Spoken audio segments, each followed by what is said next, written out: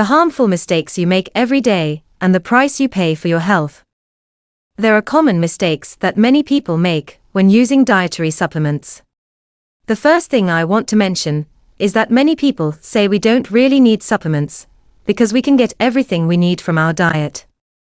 However, it's almost impossible to get enough vitamin D from food, so it's actually very hard to provide enough nutrients for your body, even if you eat a good diet. Not to mention, certain foods deplete nutrients, especially if you consume a lot of refined carbs. With many years of experience in healthcare, I want to share with you some important tips on how to use supplements effectively and safely. But first, please like and subscribe to our channel. The timing of supplement intake is a crucial factor that helps enhance their effectiveness. The question is, when is the best time to take supplements during the day? Personally, with practical experience, I tend to take most of my supplements in the morning. This is the time when your body needs the most energy, and the supportive elements from supplements will have the most optimal effect. In the morning, your body is more active and better at absorbing nutrients. In fact, I've adjusted my eating habits to intermittent fasting, with 2 main meals, breakfast and a late lunch, and I don't eat dinner. The reason I do this is to provide energy throughout the day, and avoid eating late in the evening when my body doesn't need much energy before going to bed. As for taking electrolytes right before bed, I don't recommend it. Electrolytes can push fluids out of your body, which may lead to dehydration and disrupt your sleep. Second, vitamin D and when to use it. Vitamin D is an essential nutrient that boosts health, particularly the immune system and bone health. However, the way to use vitamin D should be carefully considered. Some people feel better taking vitamin D in the morning, while others feel it works better when taken at night, as vitamin D can improve sleep quality. If you're not sure when is the best time for you, I recommend experimenting and paying attention to how your body feels to find the optimal time. Third, an important point to note is that you should not take calcium supplements right before eating. Calcium can neutralize stomach acid, which can reduce your ability to digest food properly. If you are using calcium, make sure to take it at the right time, preferably after a meal, to avoid interfering with your digestion process. Fourth, mistake of taking too many supplements at once. A very common mistake many people make is taking too many supplements at once. While you might think that taking a lot of supplements will quickly boost your health, in reality, this can lead to digestive issues, and your body may struggle to absorb all the nutrients effectively. Personally, I once tried a supplement regimen that I do not recommend. I was doing a gallbladder flush, and I took beetroot supplements and olive oil at the same time without any water to assist with swallowing. As a result, the supplements got stuck in my esophagus, causing intense chest pain, and I thought I was in real danger. It was truly frightening, and I recommend that you take supplements slowly and with water to ensure the pills can easily pass through your esophagus. Others may find it easier to take supplements with meals. This method not only helps with swallowing, but also supports nutrient absorption, as your body already has food to assist with digestion. Fifth, a poor diet cannot be compensated for by vitamins. Many people have the habit of thinking that simply taking vitamins can compensate for an unhealthy diet. However, this is a misconception. If your diet is lacking in essential nutrients like protein, fiber, or healthy fats, taking vitamins will not produce significant results. I have a personal example I'd like to share. In the past, I consumed too many carbohydrates in one meal, but didn't provide enough protein, especially at breakfast. No matter how many vitamins I took, I still felt tired and lacked energy. After I started incorporating enough protein, I immediately felt much better. This shows that sometimes, the reason your body feels fatigued is not because of a lack of vitamins, but rather a deficiency in basic nutrients like protein.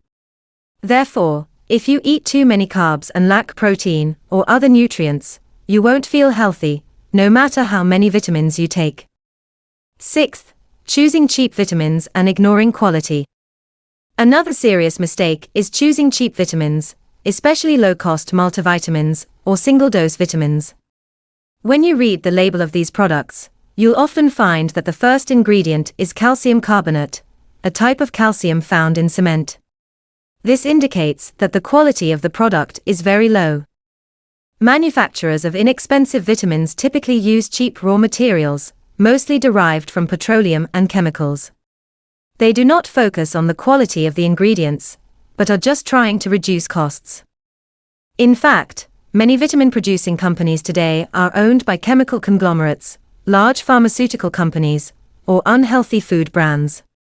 This leads them to use lower-quality ingredients, especially when it comes to antioxidants like beta-carotene. When you consume these kinds of vitamins, you are not only receiving less effective nutrients, but you could also experience side effects, and even an increased risk of serious diseases like cancer. Additionally, you will notice that while the labels of these synthetic vitamins often claim 100% of the recommended daily intake, the reality is far different. These multivitamins do not provide the same benefits as vitamins naturally absorbed from food. They may contain fillers, artificial colors, and other synthetic ingredients, which diminish their nutritional value and could harm your body in the long run. 7th, choose natural vitamins. I recommend choosing vitamins from natural sources, or at least vitamins that are part of natural complexes provided by nature. There are some synthetic vitamins that I believe are safe and effective, such as niacin, vitamin B3, and biotin, vitamin H, but for other vitamins like vitamin C, vitamin E, or beta-carotene, I always prioritize natural sources. Natural vitamins are not only easier to absorb, but also come with other compounds that help your body maximize the nutrients. In conclusion, choosing dietary supplements is an important decision that requires careful consideration. Instead of focusing solely on the quantity of vitamins, you should pay attention to the quality of the product and its suitability for your personal health needs. Remember that a balanced diet and a healthy lifestyle are the key factors in maintaining sustainable health. 8th, combining supplements with medications. One important issue that many people overlook is the interaction between supplements and medications. When you are taking medication to treat a condition, combining it with dietary supplements can alter the effects of the medication. For example, if you are taking medication for high blood pressure and simultaneously supplementing with nutrients that lower blood pressure, such as potassium or magnesium, you might end up with low blood pressure.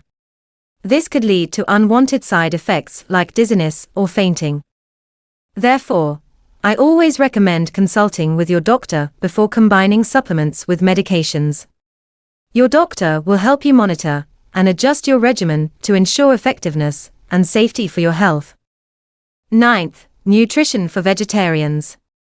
If you are a vegetarian, you may experience deficiencies in certain essential nutrients that the body typically gets from animal-based foods.